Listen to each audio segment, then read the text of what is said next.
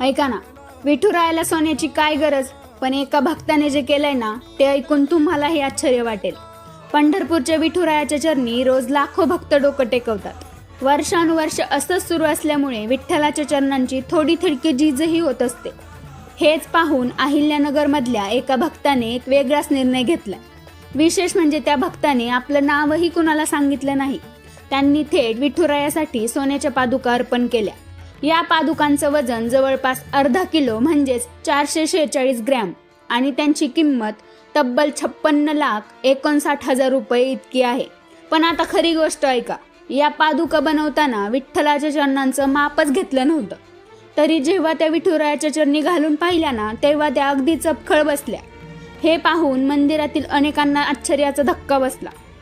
रोजच्या पूजेत जशा चांदीच्या पादुका वापरल्या जातात तसंच आता मोठ्या सणांना, एकादशीला आणि खास उत्सवांमध्ये या सोन्याच्या पादुका विठुरायाला घातल्या जाणार आहेत.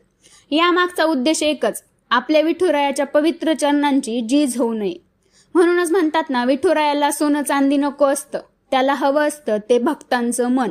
पण जेव्हा भक्ती सोन्यासारखी शुद्ध असते ना तेव्हा अशी अनमोल भेटही विठुरायाच्या चरणी अर्पण होते. तुम्हाला काय वाटतं?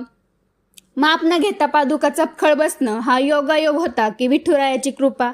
मला कमेंटमध्ये नक्की सांगा.